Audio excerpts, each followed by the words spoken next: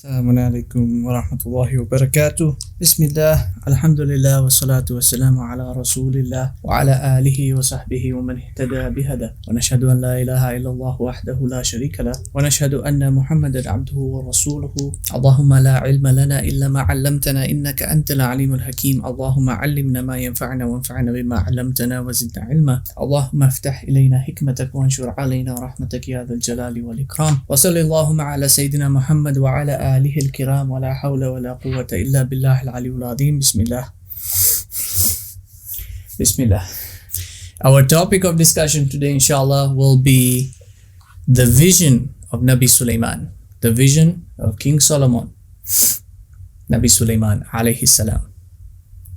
This is a very interesting chapter. It's a contingent. It itself is contingent on the previous chapter of prophecy and prediction that we talked about.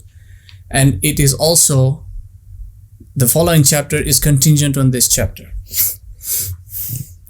And in this chapter, when you read it, you will find that there is a very systematic approach that you have to follow. And I identified this, I explained this in the introduction of the book as well, that you have to follow the line of reasoning line by line. If you skip ahead, or if you jump or you miss even a particle in a line of reasoning, it can throw you off. It can throw you off course. So we're going to take this section as slow as we can. Okay? So please bear with me and just follow along what I'm doing here, because now this is where we're getting into quote unquote controversy. It's not controversy. Okay?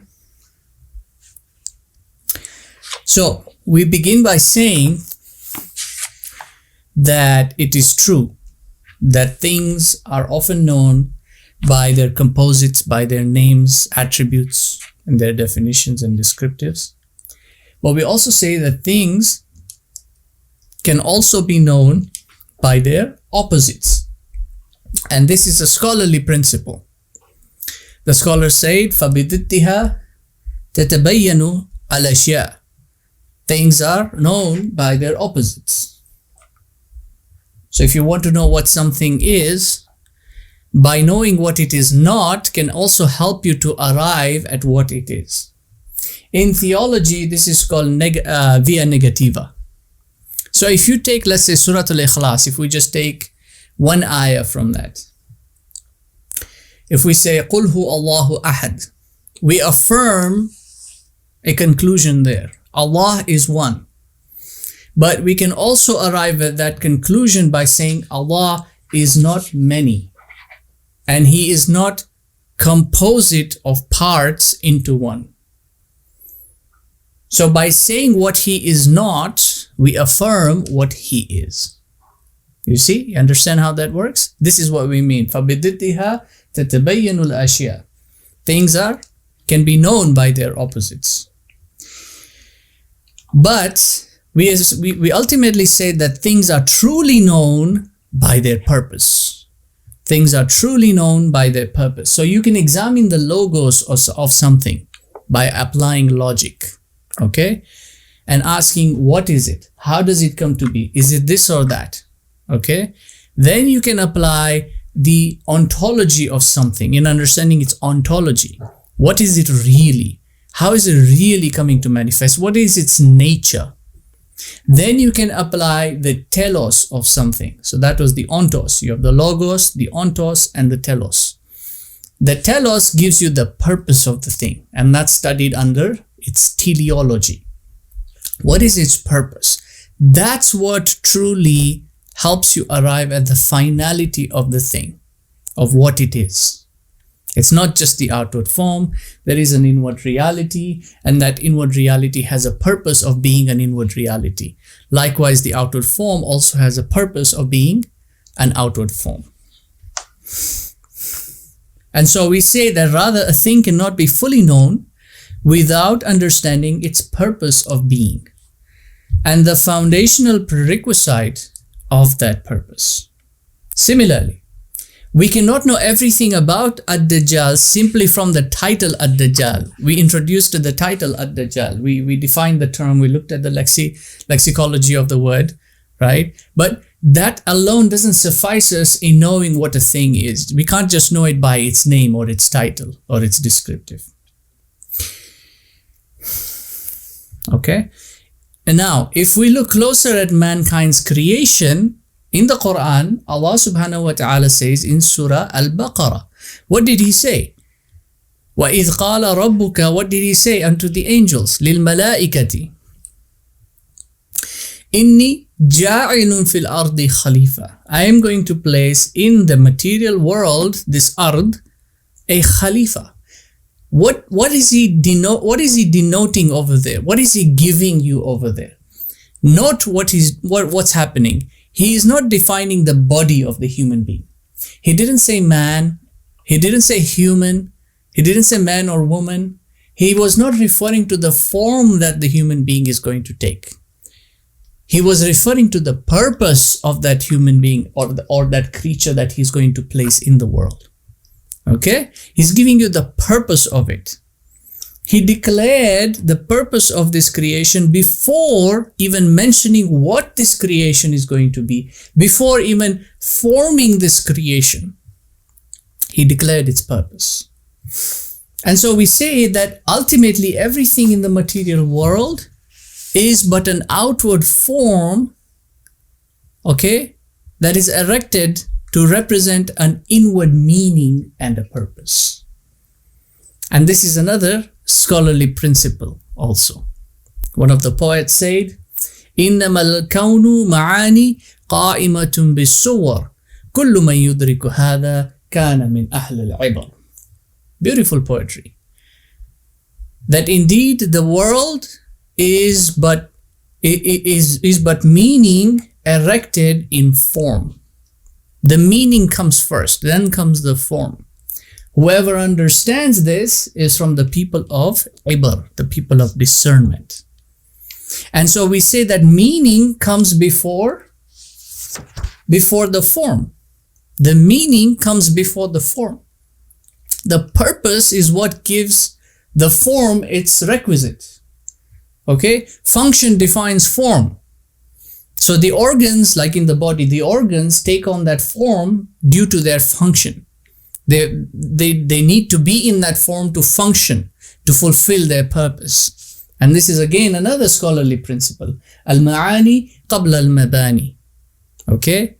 Al-ma'ani from ma'na, meaning, qabla al-mabani from mabni or bunya. Okay? The building, the structure, the form that it takes. The meaning comes before the form. Similarly, when we make things, when we manufacture things, when we build things, when we invent things, we intend their purpose and give them meaning before we actually build the thing. There is a planning involved. And in that planning, the purpose of making that thing is built first. The purpose is built first. Then the thing is built. Because otherwise it's kind of an idiocracy, or you would say to make something and then give it its purpose. Right? We don't just blindly make things and then decide what they're going to do. We decide what the thing is going to do and then we make it. We want it to perform a certain action, then we make it accordingly. And so we apply this as a reflection of the human being also. There is a cosmological representation or reflection that the human being has, in that things are given meaning first and then they're given form. So the human being does the same thing. And it's important that we apply the same methodology. So this is what we are trying to do. We're trying to establish the purpose of this creature, at Dajjal. We're trying to establish the purpose of what it was created for. Then we can go and take a look at its form and what shape it's going to take and everything. Its outward appearance and all that. This is what we are doing here. And since we say that things are known by their opposites, right?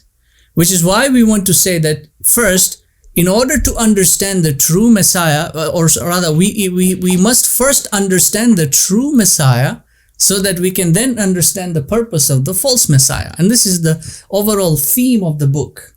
Messiah and false Messiah. Understanding Christ will help you understand Antichrist. Understanding truth will help you understand what is falsehood. Things are known by their opposites.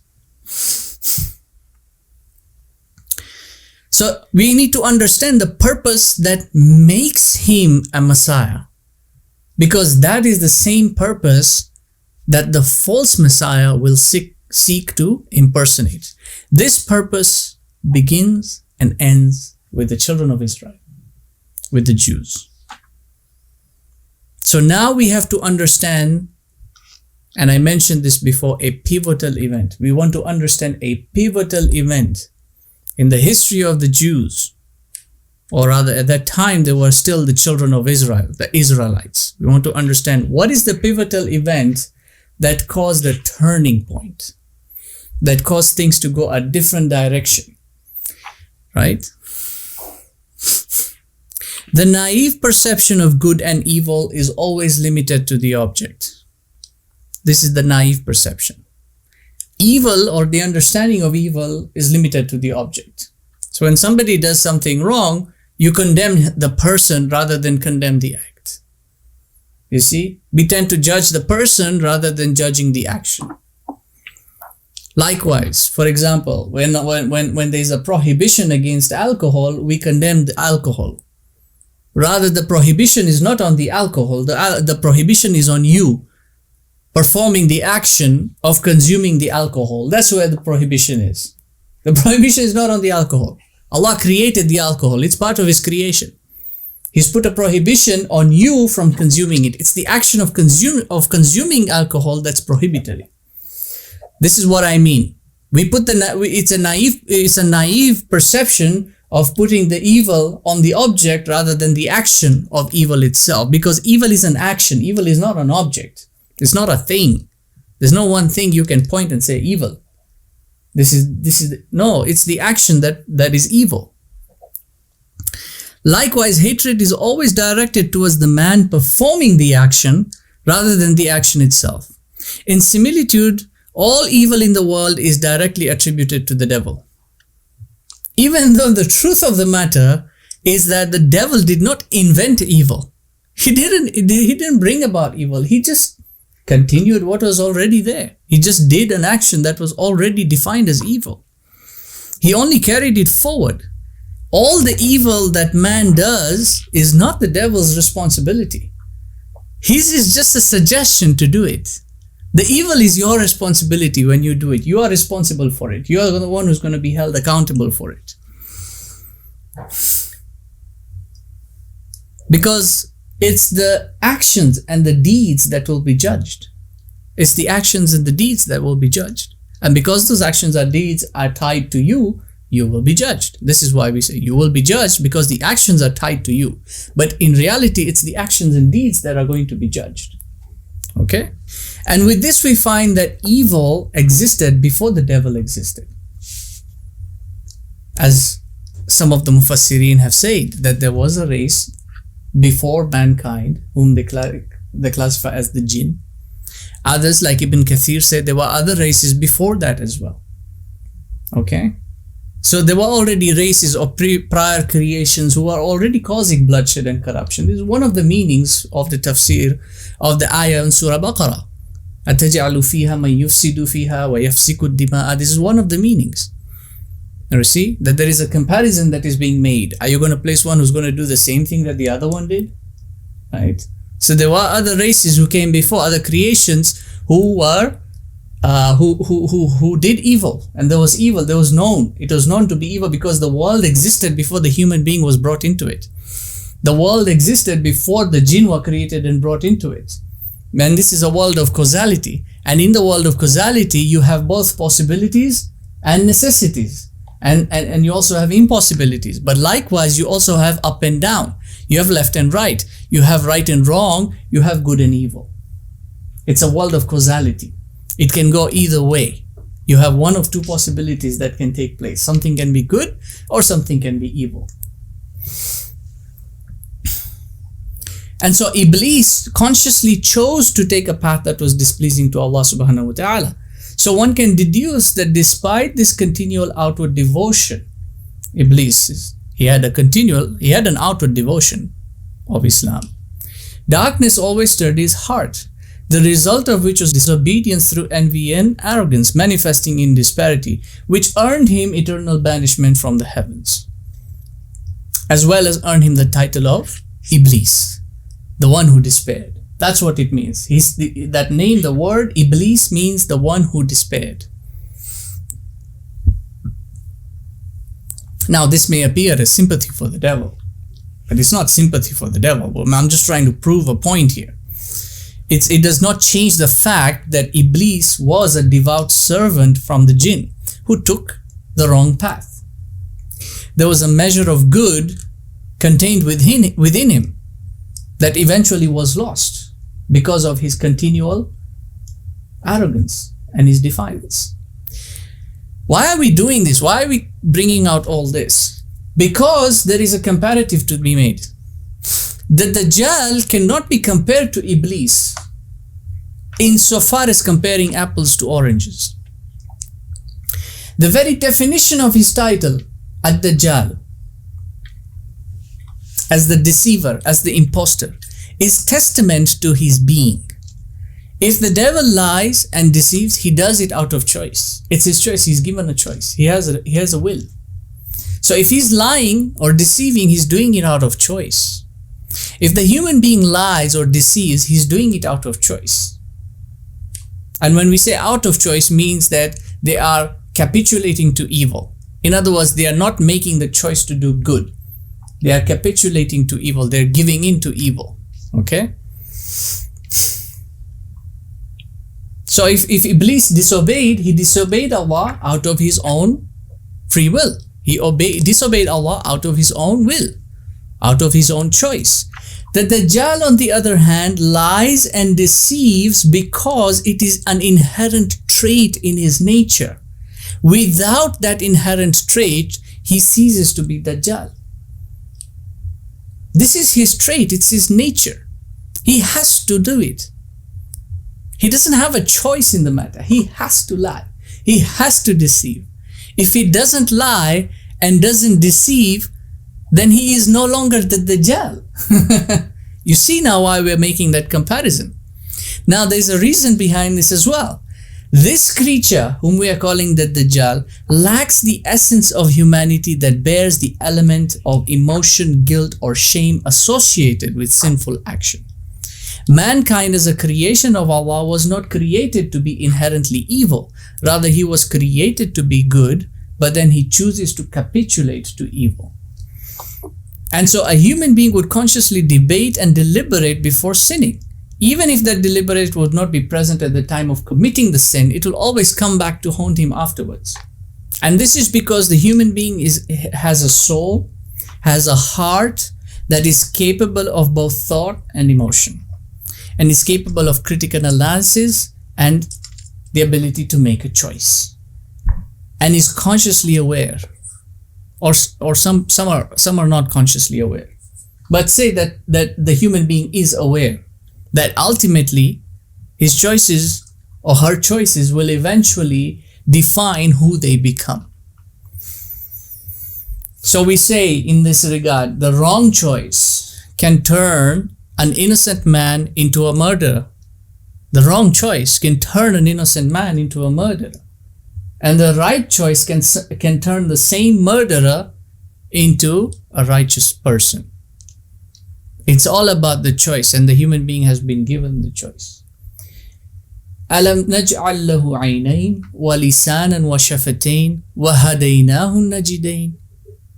Did we not give him 2 eyes and a tongue and 2 lips? And we showed him 2 pathways. He has a choice. فَأَلْهَمَهَا فُجُورَهَا وَتَقْوَاهَا. We inspired him with both good and evil. And we gave him a choice. قَدْ أَفْلَحَ مَنْ زَكَّاهَا وَقَدْ خَابَ مَنْ دَسَّاهَا. If he wants to succeed, he has to purify himself. If he wants to fail, all he has to do is prevent himself from coming on the right path. That's it. Very easy. Very, very easy. This dynamic shift of choice takes place in the heart, the spiritual heart, al-qalb.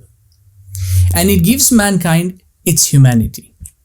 Now hold this thought in mind, because it's vital to our discussion here.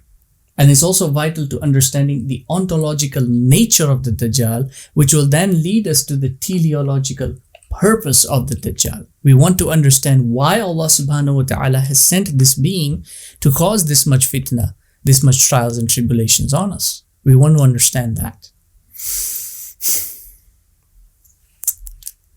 Now, whether Dajjal is here or whether he has emerged or appeared, that's not really the matter of discussion. That's not our subject of discussion.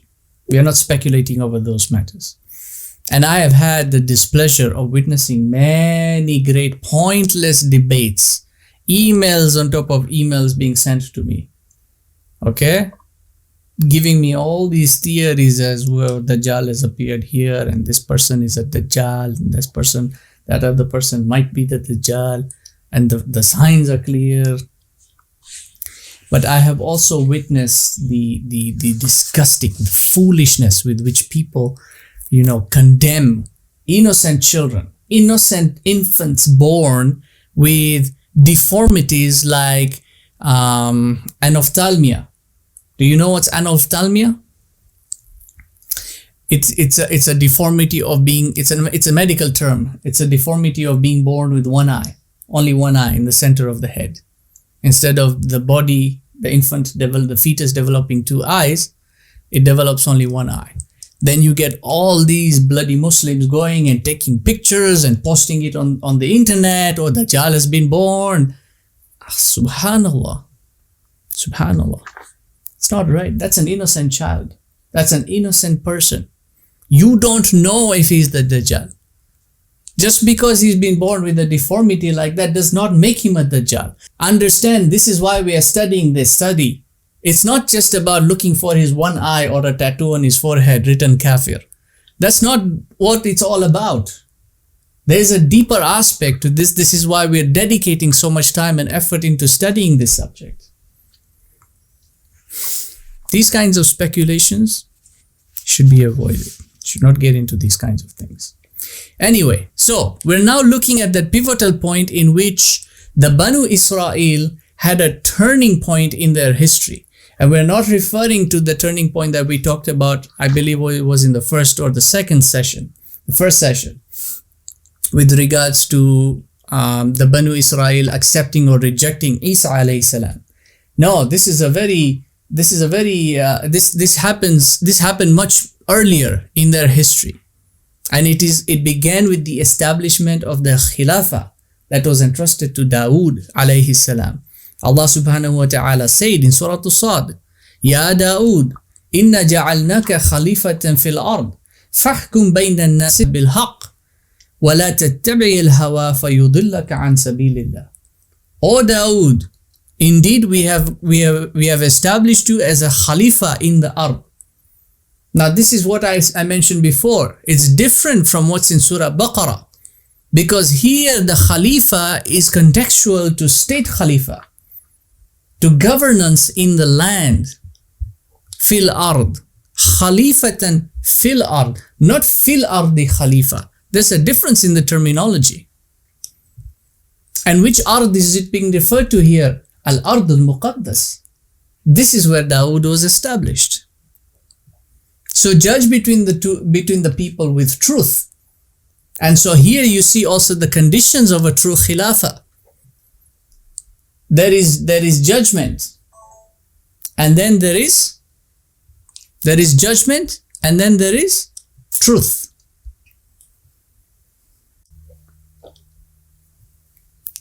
And judgment entails what?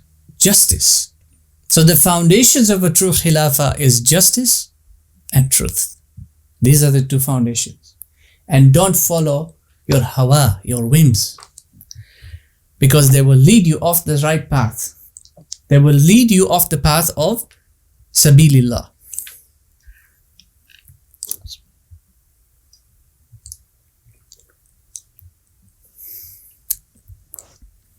So we backtrack just a little bit. Why wasn't Musa given the Khilafah? He saved the Banu Israel from Pharaoh. Why wasn't he given Khilafah? And why wasn't anyone else between Musa alayhi salam and Dawood alayhi salam given the Khilafah? If you look, Musa alayhi salam was already an established governor before he was exiled by Fir'aun. This was Fir'aun's mistake, and he regretted it. If you look at some of the historical accounts, interpretations on the matter, he regretted it. This was his regret. I should have killed you. But he told him to go away and be exiled. Before Musa was exiled, he was not just any random person. He was a ranking vizier. I don't know what the terminology was or is insofar as the hierarchy of the pharaonic rule, but he was a vizier. He was a governor, and he was a military commander and a leader. He was a general in the army also. He was not just some ordinary individual. He knew state governance. He knew state politics. He knew how things were done. He had been around the block a few times. So why wasn't he given the governance? Look very closely at what happened at that time. He knew all the inner workings of the pharaonic system. He knew how the entire government worked. It wouldn't have taken him much to gather all the Jews and overthrow the government and Fir'aun and take over as a coup. He could have planned it. He could have plotted the whole thing out. One would expect, a strategic attempt to overthrow the government, since that's the enemy you're fighting and you want to liberate the people. You would expect something of the sort. And yet he was commanded by Allah subhanahu wa ta'ala to gather all the Jews, all of them, the Banu Israel, and leave Egypt, Misr. Because Allah subhanahu wa ta'ala was not interested in the pharaonic flamboyance that had corrupted the essence of being. The land of Misr had been blessed when Allah subhanahu wa ta'ala sent Yusuf alayhi salam. In Surah Yusuf, ayah number 56, وَكَذَلِكَ مَكَّنَّا لِيُوسُفَ فِي الْأَرْضِ يَتَبَوَّأُ مِنْهَا حَيْثُ يَشَاءُ. Likewise, just like that, we established Yusuf in the Ard. Which Ard is he referring to now? He's referring to Misr. We established Yusuf in Misr, such that he could settle wherever he wanted. Allah took him out as somebody who had been cast in a well, and then traded as a slave, and then jailed and locked away. Allah raised him from the bottomest pit to be somebody who, if he wanted, he could settle wherever he wanted to settle. In all of Egypt, in all of Misr. And yet Allah subhanahu wa ta'ala now decided that the Banu Israel would no longer reside in Misr. And instead now he told them to head towards Al-Ardul Muqaddas.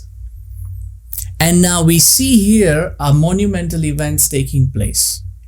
Since the Prophet ﷺ said that every prophet but warned his people against the Dajjal, every prophet, including Nuh alayhi salam, including Ibrahim, including Ishaq, including Yaqub, including Yusuf, including Musa. And now they're being told, leave the land of Misr and go now to Al-Ard al-Muqaddasa. And you see this strange connection here now. When you examine current affairs, you see this strange connection between the Zionists and Egyptian mythology. It's there in Freemasonry. You can see some of the research that's been done on the matter. Very strange connection. You have an obelisk in Washington. That's an Egyptian monument. An obelisk in the Vatican. I think there's one in London. Yeah? I don't know. I think there's one in London. Why? Why are they obsessed with these things? Why are they obsessed with the pyramid on the dollar bill? What's with the one eye? Tons of conspiracy theories behind it. Some are compelling. Some are just way off the charts. Some are compelling. if you take the time to study them. But why is there an obsession with all those things? There's a connection here. Look at the connection here. There's a pharaonic system that instead of destroying that pharaonic system, Musa was told to leave it and go instead and establish truth in a sanctified land. Leave that abolished land now. It's done. It's khalas, it's finished. Go and establish in a sanctified land.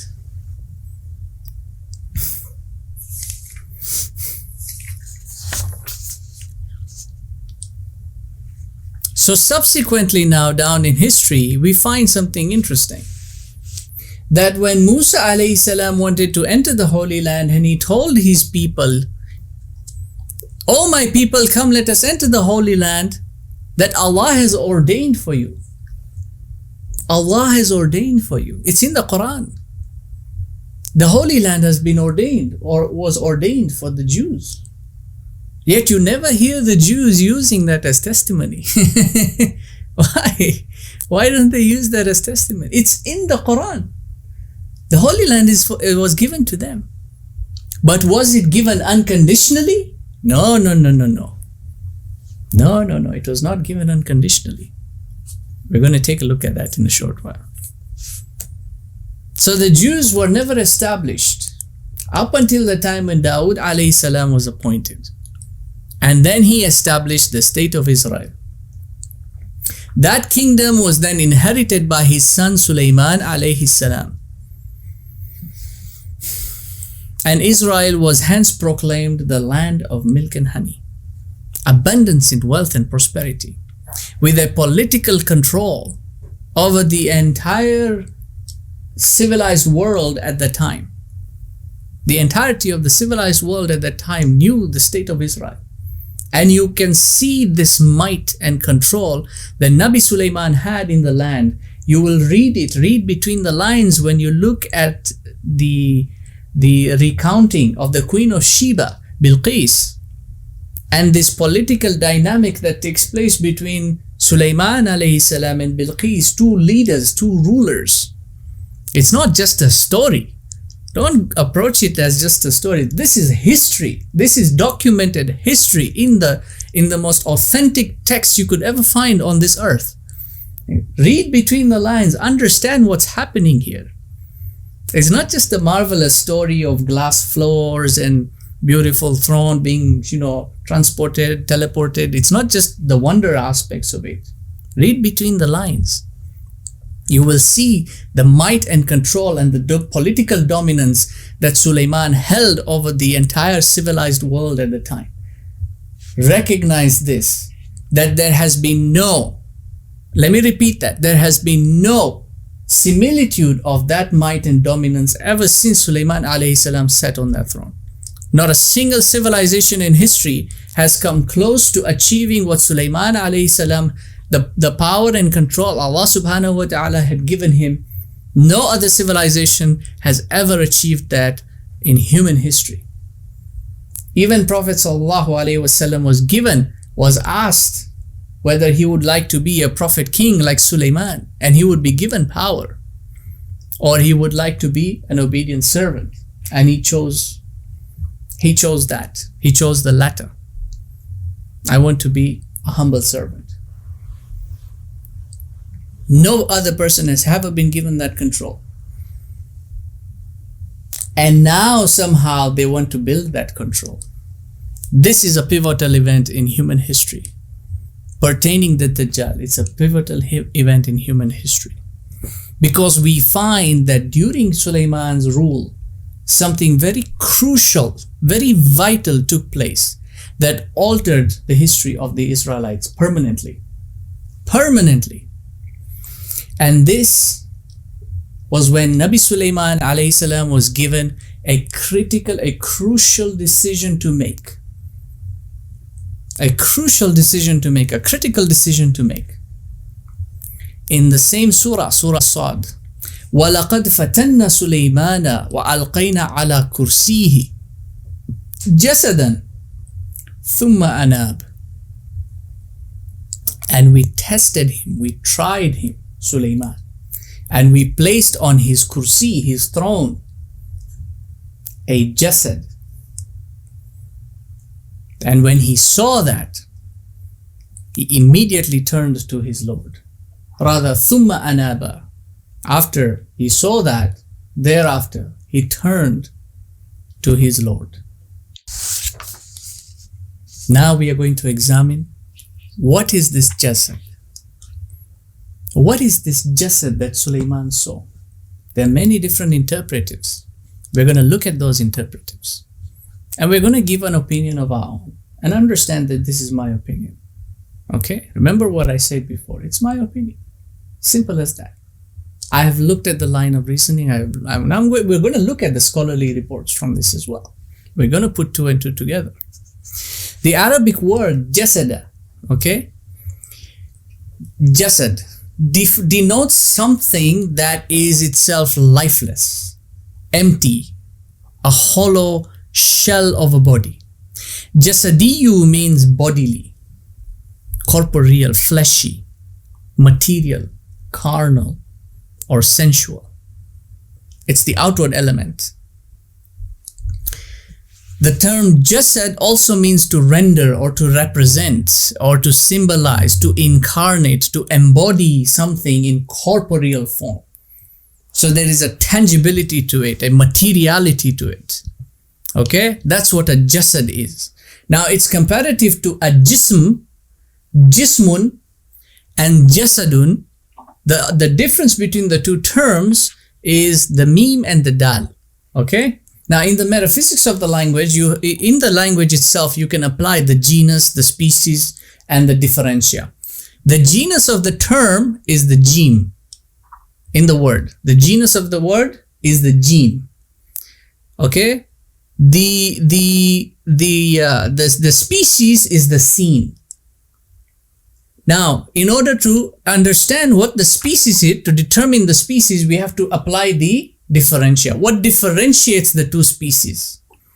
Both these two species come from the same genus, the jim. So if you look at the word jassa without the dal or the meen, what it means is to touch and to feel. And the word jasus or jassasa, okay, and then we're going to look at also the jassasa later on. It's one of the same meanings, or it confirms the same meanings, or comes from the same semantic field. Jassa means to touch, to feel, to probe. So there's a sensory element that is affiliated to it. Okay, so the inward reality of a being does not do the sensing. It is the outermost element, the outermost exposed element that does the sensing. So the eyes are outermost. There's nothing there. I mean, you have your eyelids and you can close and open them, but when you're open, there's nothing there blocking them. Your eyes are in connection with this physical reality. Your ears, there's nothing blocking them. It's straight in. Sound goes straight inside. Okay, same goes for your tongue when you're tasting it. It's right there on the tongue, on the surface of the tongue. It's right there in your nostrils. That's what jassa means. So the determinant here, the difference between the jism and the jasad is given by the meme and the dal. The jism, the meme entails a body with an essence. A body with an essence. And the jasad with the dal entails a body without an essence. And so a dead body, somebody who is passed away, the dead body can be called a jasad. Okay, it can be called a jasad. If the body is occupied, I can call this badan. Okay, I can call my body a badan. It's a jism as well, but if I'm only referring to its bodily element, I'm referring to it using the word badan. Because I'm not referring to the essence within it, I'm only referring to the outward form. If I leave this body, if my soul departs from this body, then only the body is left with nothing occupying it. It's empty, it's hollow. Then that is called a jasad. Wadi? This is the lexicology of the term. Now we're going to look at what the scholarly definitions are from that. So Al-Farahidi, Al-Khalil Al-Farahidi, who is attributed as having written the first dictionary in our tradition, the Arabic dictionary in our tradition, it's called Kitab Al-Ain. He says, Al-Jasadu lil-Insan. First and foremost, if you're talking about Jasad, you're talking about a human body. You're talking about a human body. Remember this definition because we're going to refer back to it later on. وَلَا يُقَالَ لِغَيْرِ الْإِنسَانِ جَسَدٌ مِنْ خَلَقِ الْأَرْضِ مِنْ خَلْقِ الْأَرْضِ. And you cannot say of anything other than human, other than man, a jasad in the created world. Any other body, even an animal body, okay, cannot be called a jasad. It's only the human body that can be called a jasad. وَكُلُّ خَلْقٍ لَا يَأْكُلُ وَلَا يَشْرَبُ مِنْ نَحْوِ الْمَلَائِكَةِ وَالْجِنِّ مِمَّا يَعْقِلُ فَهُوَ جَسَدٌ. And every creature that does not eat or drink, such as the angels and the jinn, or something that is rational or intellectual, okay, something that can intellect. Every creature that doesn't do any of that. So if a creature is not angel and is not jinn and cannot think or cannot intellect the mind, al-aql, that thing is called a jasad. If it can intellect, means it has been occupied by a conscious being. An essence is in that body. So if it can intellect, there is something occupying the body. If it is angelic, then it is not human. If it is jinn, then it is not human. Okay? If it eats or drinks, it is not a jasad. This is Khalil's definition. So let's just, because I can see some confused faces. So if it can intellect, it is not a jasad. If it is angel, it's not a jasad. If it is jinn, it is not a jasad. If it can eat or drink, it is not a jasad. A jasad is that which does not eat, it does not drink, it is not an angel, it is not a jinn, and it does not intellect. Meaning it doesn't have a soul, it doesn't have an essence, ergo it doesn't have a mind. It doesn't have conscious awareness. Okay? Understood? It's an empty body. It's just an empty body. It's a hollow shell. Ibn Manzur, who wrote the Lisan al-Arab, it's one of the most dominant dictionaries used in our tradition, in our sciences. Ibn Manzur renders the same definition as Al-Farahidi. Al-Jismul insan wa la yuqala li ghayri min al-ajsam wa la yuqala li ghayri al-insan jasadun min khalq al-ard. Okay? Then there is another methodology that I prefer now. So that's lexicological. The methodology I prefer to apply here is the methodology of Ar-Raghib al-Isfahani. Ar-Raghib al-Isfahani in his Mufradat, he uses the Quran's definition of the term to define the term. He uses the Quran's definition and application of the term to define the term. I have it in Arabic, but I'm just going to read it out in the English because I think we don't want to use up our time. Anyway, so he says that the jasad is like a jism, but it has a specificity. And then he quotes Al-Khalil Al-Farahidi. He said that it is not said of the jasad to be other than human from the earthly creation and the likeness of it. Okay? In the earthly creation, the jasad is not anything else except it is human. It is a human body. Additionally, the jasad in its Quranic use of the term is not a color. Okay? And since the Almighty is saying, and this is in Surah Al-Anbiya, وَمَا جَعَلْنَاهُمْ جَسَدًا لَا يَأْكُلُونَ الطَّعَامِ. Since Allah subhanahu wa ta'ala says, and we did not place them, the prophets, as a body that does not eat food. I'm going to explain this ayah in a bit. This testifies to what Al-Khalil said. And here Allah subhanahu wa ta'ala said, عِجْلًا جَسَدًا لَهُ Khuwarun, Surah Taha. Where is it? It is a calf's body that has a lowing sound, a mooing sound. It's the body of a calf that's making that sound. This is the calf that the Banu Israel made, that the Samiri crafted when Musa went up into the mountain. And then he said, Allah subhanahu wa ta'ala, وَأَلْقَيْنَا عَلَى كُرْسِيهِ جَسَدًا ثُمَّ أَنَابَ. And we placed on his throne, on Sulayman's throne, a lifeless body, a jasad. Then he, Sulayman, turned to his Lord. Now, then he says, with regards to color, it can be said of saffron to be an embodiment of color. Okay, so saffron embodies the color of saffron. Saffron cannot take on any other color. So if you want to talk about the color saffron, then the spice, which is saffron, is the best embodiment of that color. And this is one of the meanings that we had here about the mujsid, the embodier, jasid, stiff or rigid, and jasida, to embody something. So you take on the color of something. So if you're referring to the color of saffron, he's giving as an example, the saffron, the spice itself, takes on the color of saffron. It's like orange takes on the color of an orange. A leaf takes on the color of the leaf. The leaf can only be green, except in some exceptions, okay? But the leaf is generally considered to be green.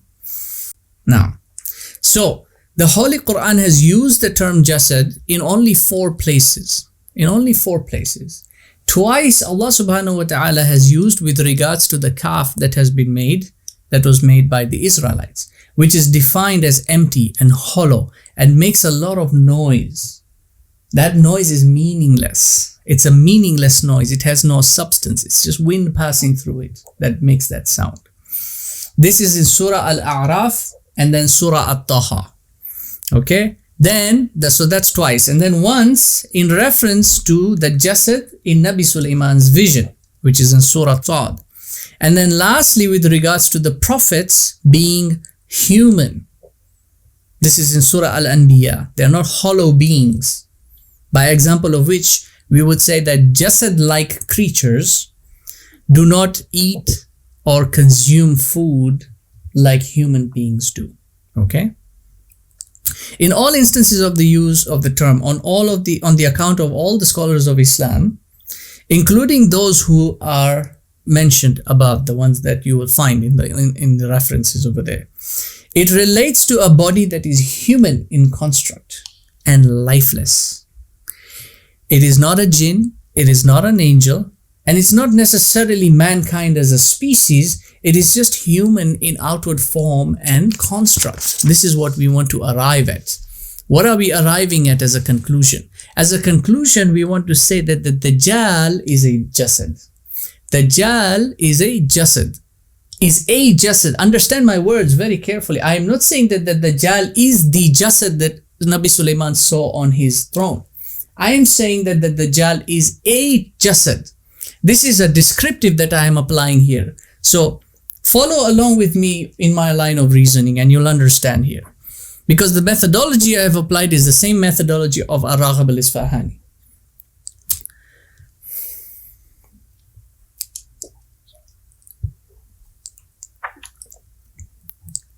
If you look at the ayah in Surah Al-A'raf and Surah Taha regarding the calf that the Banu Israel made. Okay? Ijlan jasadan. This placement in Arabic grammar is sifatu mansub. It's sifatu mansuba. Okay? The jasadan. The word jasadan, its placement, its i'rab, okay, is sifatu mansuba. It is a sifa which makes the ijlan, the calf, a mawsuf.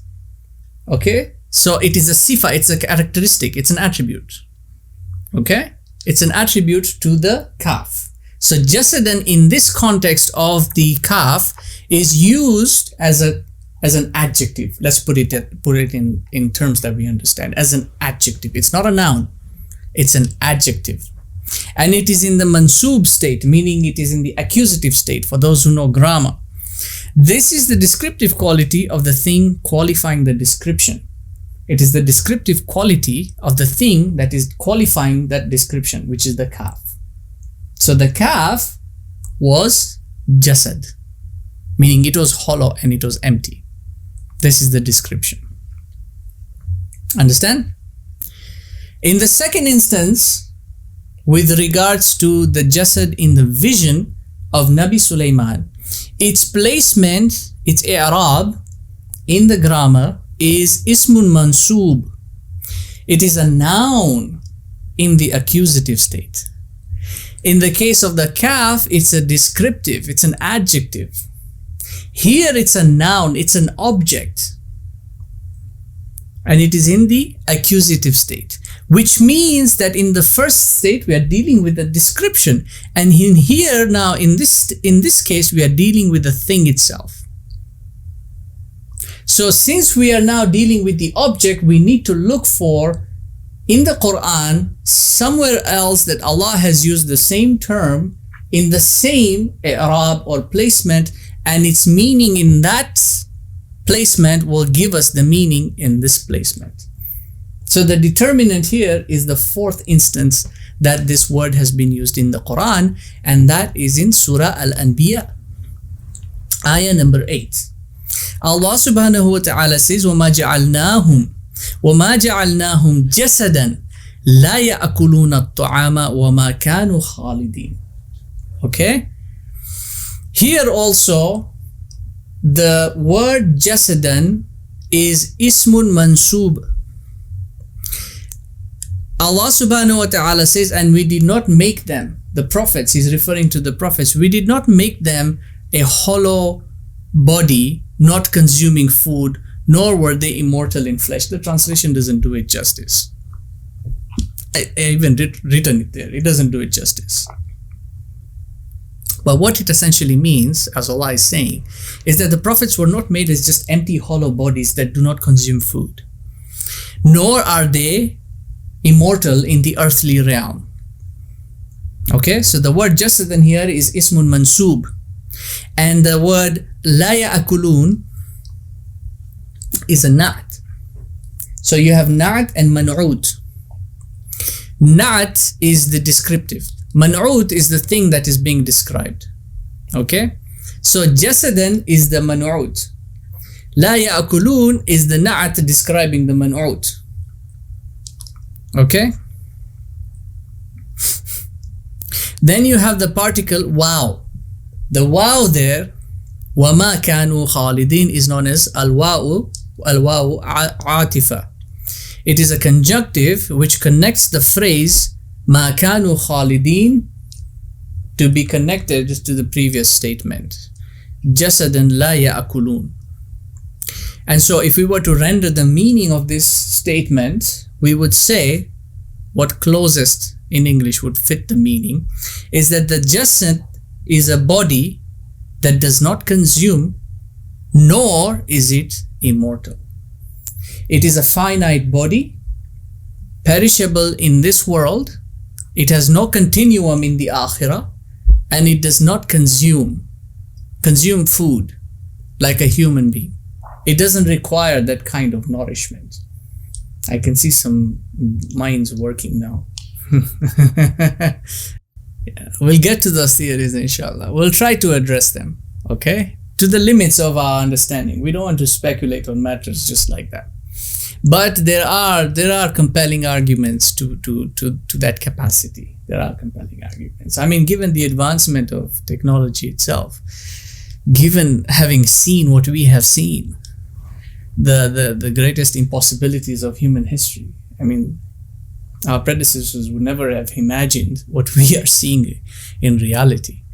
But we'll address those elements there. But just understand that this is the meaning that is rendered from the Quran. Now, its application, that's a different ballgame altogether. We'll see how the application can come around. Okay? This is what Raghab al-Isfahani means when he says that the Quran testifies to Khalil's definition. And so Raghab al-Isfahani is saying that if you look at Khalil's definition and if you look at what the meaning is rendered from the ayah in the Quran is giving testimony to that, meaning there is a validity to what Khalil is defining, in that a jasad is a human body, since human bodies consume food. It is finitely existent in the earthly creation, since everything in the earthly dominion is mortal or perishable. It is not a jinn, it is not an angel, okay? And it is not an intellective being, meaning it doesn't have a soul. That's a jasad, okay? Now, contextual to the ayah of Nabi Sulayman, the definition of the jasad cannot just end there. We can't just take a lexicological definition and apply it and then say this is what it is. No, we'll be making a mistake. And these are where some of the mistakes are made, particularly with these kinds of theories, with regards to people saying, oh, you know, cyborgs and machines and all that. Yeah, see, these are speculative aspects, and you don't want to go into speculatives because you can be right, you can be wrong, and since you're referring to an ayah of the Quran, you don't want to take that chance. If you're not certain, don't do it. Okay? But we're trying to attain some certainty and some coherency to that truth. So we say that the definition of this word in the context of the ayah cannot be complete until we look at now the subsequent ayah. In the subsequent ayah, because we should look at this ayah, it's very interesting. Subhanallah. Subhanallah. Glory be to Allah, the way He has revealed the Quran. In this ayah, at the very end of it, He adds the two words thumma anaba, which shows very clearly that this ayah cannot be taken in solitary. It has to be taken in connection to the next ayah. It has to be. There's no getting around that. And Allah has placed the terminology, the word, just like that, deliberately. If He wanted, He could have just ended right there. He could have ended right there. He could have said, وَلَقَدْ فَتَنَّ سُلَيْمَانَ وَأَلْقَيْنَا عَلَى كُرْسِي جَسَدًا. Khalas, stop right there. He could have stopped there, but He didn't. He added those two words after that, ثُمَّ أَنَابَ, and then He stopped there. Clear indication that you cannot complete the meaning of this ayah without taking it on to the next ayah. And in the next ayah, He then says, I'm just going to take out a phrase because we're going to look at the second portion of the ayah in more detail in the next session, inshallah, in the next chapter. But He said, He asked for a kingdom. He made a dua, Sulayman alayhi salam. He made a dua and He asked for a kingdom. Okay? لا ينبغي لأحد من بعدي. A kingdom that no one is going to inherit after me. And we are going to look in the next chapter, word by word, definition of each and every word, the meaning of each and every word in this supplication. Because this supplication of Nabi Sulayman is the pivotal event. Had he not made this supplication, history would not have taken the course that it did. It was because of this supplication that history took the course that it did. None shall possess after me. لا ينبغي لأحد من بعدي. It holds, therefore, since there is a contingency now, there's a connection. The reason that he made this dua, that none shall possess a kingdom that none shall possess after me. He made this dua based on what he saw in the vision. Based on what he saw in the vision. What he saw, that thing sitting on his throne, moved him to the extent of him turning to his Lord and asking for this specific. Therefore, his words are not just empty words. There is a specificity. There is wisdom in it that that prophet of Allah is executing.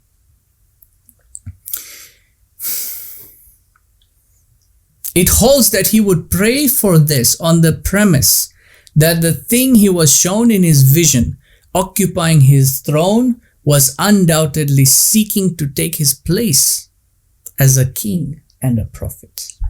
Therefore, it could not be the rightful inheritor of the kingdom and the Holy Land. Because now we are posing the question, who are the rightful inheritors of the Holy Land? The Jews say it's theirs. The Christians say it's theirs. The Muslims say it's theirs. Who are the rightful inheritors? Well, it holds that this individual, this thing sitting on Nabi Sulayman's throne, could not be the rightful inheritor of his kingdom. If it is not a rightful inheritor and yet it occupied the throne, it stands to reason that this being would take the throne illegitimately. And it will do so through one of two means. Either it will take it by force, or it will take it through chicanery. What is chicanery? It's like persuasion. It's like a con game. Sweet words, sweet talk. You know how salesmen try to do this, bad salesmen do this. They try to trick you into purchasing a property or whatever it is that they are selling. They try to trick you into it. We say that if it is by force, then the Jasad would not already be on the throne because it's already taken the throne. How did it take it by force? There was no struggle. There was no fight. How could it be by force? There should be in the ayah some descriptive of having been a fight or a skirmish or a battle, a struggle between Sulayman alayhi salam and this Jasad. So it was not by force. It was already sitting on the throne. And so we say that it is through the latter means, through a con game, through swindling it. Since it was already occupying the seat without any apparent traces of a skirmish, ergo it employed deception, duplicity, dishonesty, fraud, and subterfuge, to name a few. This was an impostor. So, who is the rightful inheritor of the throne of Israel? Or shall we say, the blessed land, Al-Ard al-Muqaddas, who is the rightful inheritor of this blessed land? Allah subhanahu wa ta'ala says in Surah Al-Ma'idah, I believe it is in. It is in Surah Al-Baqarah. وَإِذِ ابْتَلَى إِبْرَاهِيمَ رَبُّهُ بِكَلِمَاتٍ فَأَتَمَّهُنَّ قَالَ إِنِّي جَاعِلُكَ لِلنَّاسِ إِمَامًا قَالَ وَمِنْ ذُرِّيَّتِي قَالَ لَا يَنَالُ أَهْدِ الظَّالِمِينَ.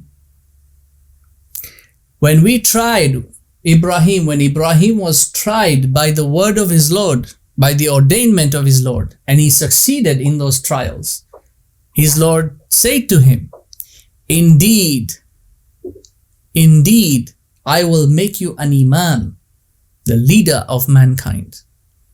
And Ibrahim asked, and what about my progeny? What about my descendants? Listen to what Allah says. لا ينال أهد الظالمين. My covenant with you does not extend to the wrongdoers.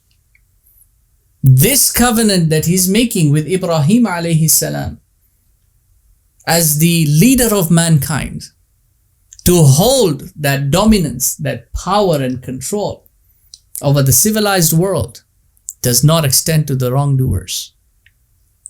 Therefore, the condition of inheritance is righteousness. There is a condition to inheritance. The inheritance of the Holy Land is not and never has been contingent on human customs. Just because our forefathers had this land does not mean it belongs to you. You were kicked out because of your disobedience, because of your treachery, because of your wickedness. You were kicked out. The condition to inherit the Holy Land is righteousness. Just because it was ruled by a descendant of Ishaq does not mean it cannot be ruled by a descendant of Ismail, because both are the sons of Ibrahim. Allah subhanahu wa ta'ala did not say his covenant only extended to one and not the other. He didn't say that, did he? He didn't say that. He said it does not extend to those who are wrongdoing. And this is evident now, going back to Musa alayhi salam. See, Ibrahim was told this way before. He is the forefather of the Israelites and the Ishmaelites. When Musa alayhi salam told them, come my people, let us fight, let us enter and take the Holy Land. What did they say? In Surah Ma'idah, what did they say? No. You and your Lord, look at the insolence. Look at the insolence. You and your Lord, you go and fight. And then when you have cleared everything, then you call us. We will come and settle down. What are they doing right now? What are they doing right now? It's the same thing. The same exact thing. They will use the Americans, they have used the Canadians, the Brits, most of Europe, the entire Western civilization. They have used all of Western civilization to get occupation done. And then once you've driven them out, then you leave the land to us. What was the Balfour Agreement? This is what the Balfour Agreement was, wasn't it? Go and look it up. Google it. The Balfour Agreement. They instigated World War I. They instigated it.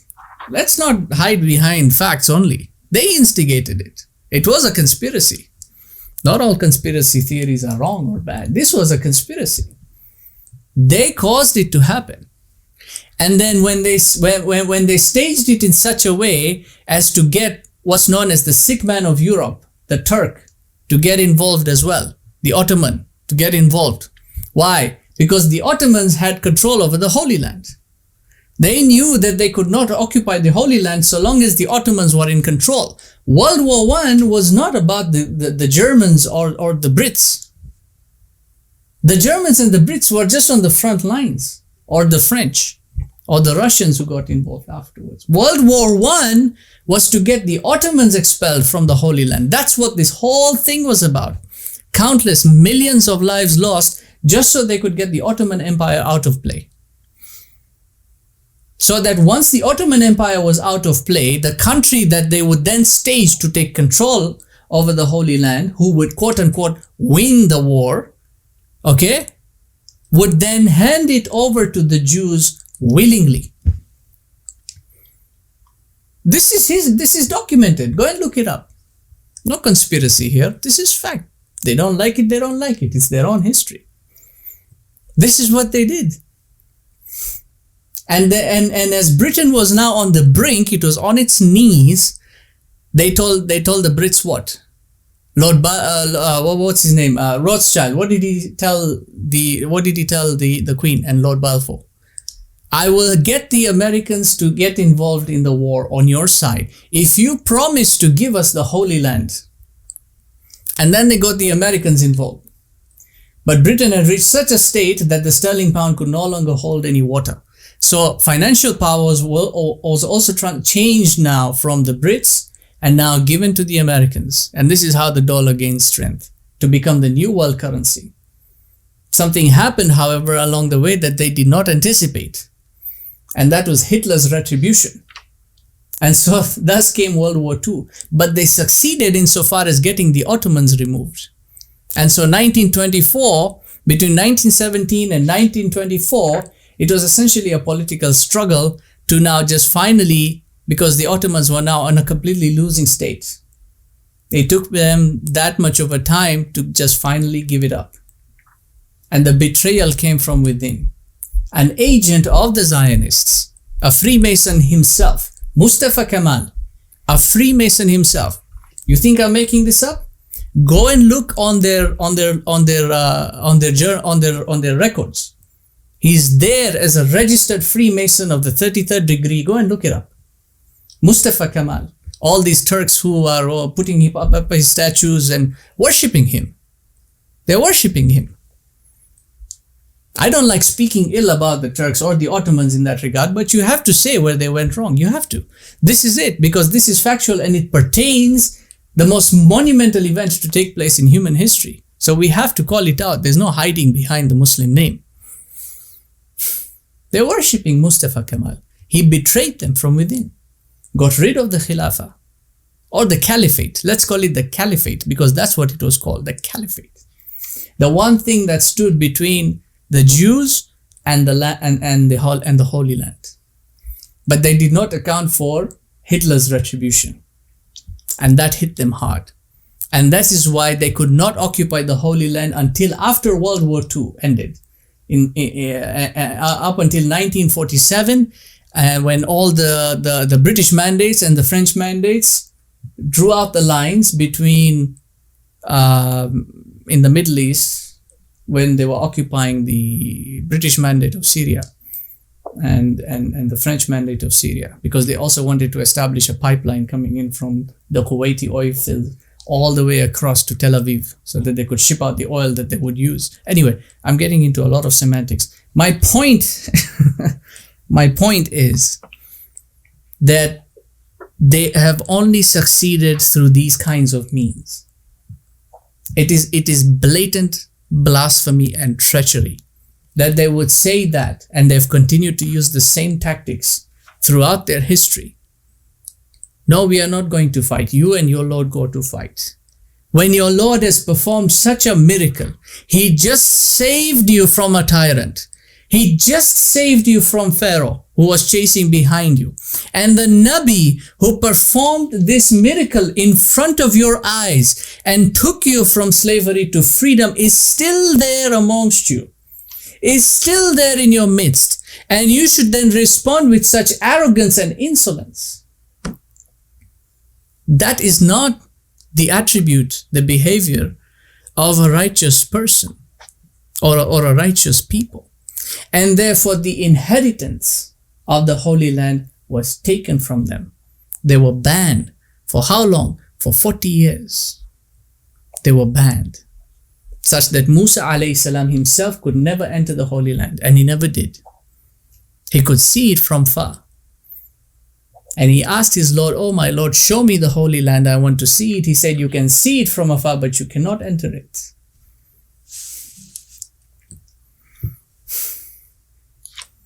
So even though it was ordained for them, it was their ingratitude that led that right to be taken away. And the same thing has happened on 2 more occasions after that. We'll talk about that in history. Now, Jerusalem and its surroundings are sanctified lands. Okay? Let's understand that Jerusalem and its surroundings are sanctified lands. This is why it is called Al-Ard al-Muqaddas. And it's the first statement in Surah Al-Isra. Subhanalladhi asra bi'abdihi laylan min al-masjid al-haram ila al-masjid al-aqsa alladhi barakna hawlahu linuriyahu min ayatina innahu huwa as-sami'ul basir. Glory be to Allah, the one who took his servant, his slave, by night from this masjid known as Masjid al-Haram in Mecca. In the Bible, it's also, you will also find the word Bakka, and because these are labial letters, ba, ma, so you'll find them interchangeably also. Okay, in Mecca, to where? Ila Masjid al-Aqsa, to these other masjids, whose regions, whose surroundings we have blessed. This is Al-Ardul Muqaddasa. It is a sanctified land. And therefore only the sanctified, because the land is sanctified, only the sanctified have the divine permission to inherit the dominion of, to inherit the dominion and its governance. Now follow my line of reasoning. In this regard, a prophet is the foremost leader of his people. The prophet is the foremost leader of his people. And in his absence, a rightly guided successor, a Khalifa,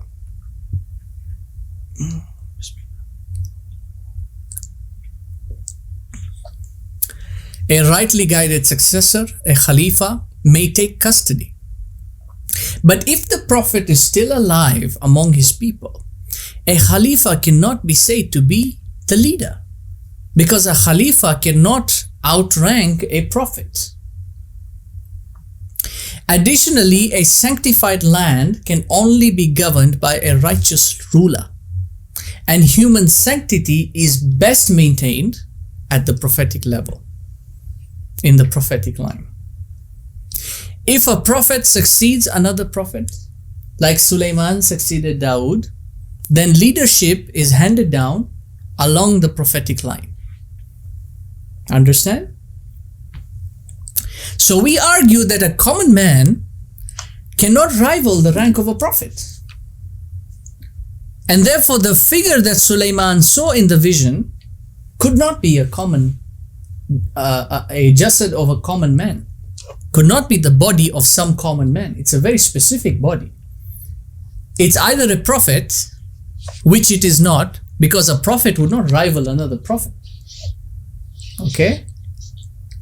And therefore, this figure that Sulayman saw would either be a prophet or someone who is seeking to impersonate a prophet. And it can't be a prophet. If the figure is a prophet, Sulayman alayhi salam would not object to his succession, meaning he would not then turn to his Lord and pray for a kingdom that none would get after him. None would inherit after him. None would possess after him. Why would he make that dua if it was a prophet who was inheriting his kingdom? His prayer was very specific. It was to prevent the thing that he saw on the throne from taking control of the Holy Land. That was his dua. This was a pivotal moment in human history. If the prophetic line is maintained, then the inheritance of the Holy Land would follow undisturbed. And in the absence of a prophet, a Khalifa would stand as a custodian. Then whenever a prophet would come, then the throne would be given back to the prophet who has come. The prophetic line is also contingent on prophecy. And prophecy is that one would come, this was the prophecy, that one would come, and this we will look at in I think the next after next session, the one after the next session. In the prophecy of Isaiah, that there would be one who would come, a savior and a prophet, who would take his rightful place on Temple Mount. This man is the Messiah, Jesus, the son of Mary, Nabi Isa alayhi salam. So we say that if he is the rightful inheritor of the throne of Sulayman, then the one who is seeking to illegitimately take away the throne by impersonating him must be the false Messiah, the Dajjal. Now remember, what he saw was a vision. It was a vision. It wasn't a real thing. It was a vision. And so this vision has got symbolic elements. And there are three symbols in this vision. One is the prophet king, the other is his throne, and the third is a jasad occupying the throne. So each of these is representative of something. Okay? This is why we are saying, and we're going to conclude with this inshallah, that we're not saying that the jasad is the Dajjal. We're not saying that. Understand language here. If you can't understand simple English, I don't know what else I can do. Simple English.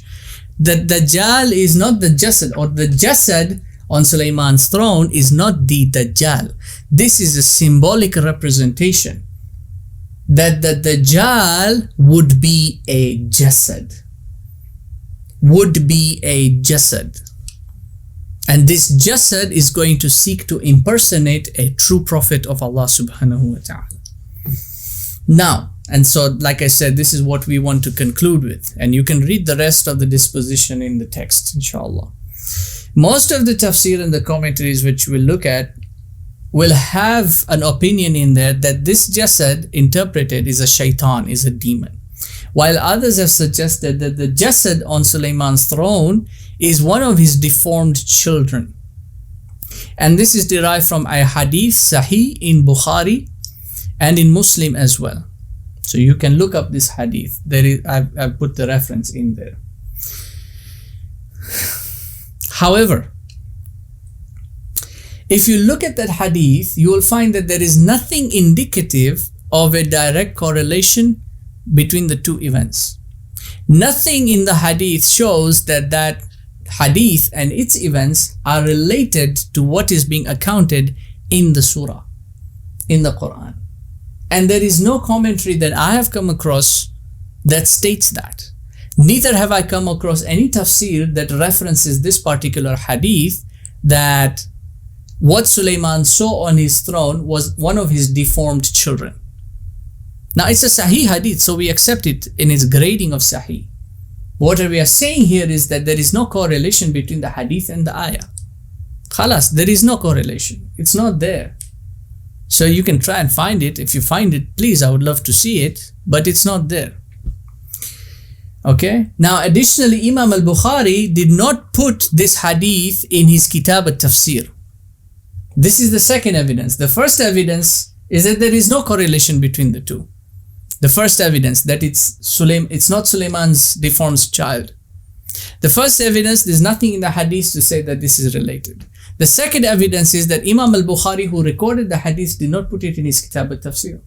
His Kitab al-Tafsir contains the hadith collection which pertain the ayat of the Quran, in which there is tafsir done on the ayat of the Quran. If this event related to the ayah, then it should have been put in Kitab al-Tafsir as a tafsir of the ayah. It's not there, so Imam al-Bukhari did not do that. A vast majority of the commentators of the Quran, including Al-Qushayri, Zamakhshari, At-Tabarsi, Imam al-Razi, Al-Qurtubi, Al-Baydawi, and others have included this as a possible explanation. It is one possible explanation. You will see it in their books of tafsir, but it's there. It's one possible explanation of what the jasad is. That this jasad could be a shaitan, and this jasad could be the deformed child. But however, there is no link between the hadith and the ayah, and the hadith itself is not in Kitab al-Tafsir, so I don't know how it could be applied to this kitab, to the tafsir of this ayah. Allahu alam.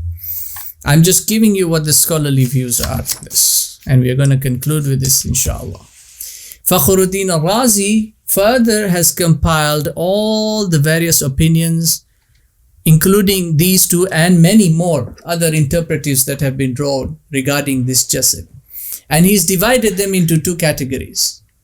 There are those who just gathered tales and stories and came up with things to match legend and myth.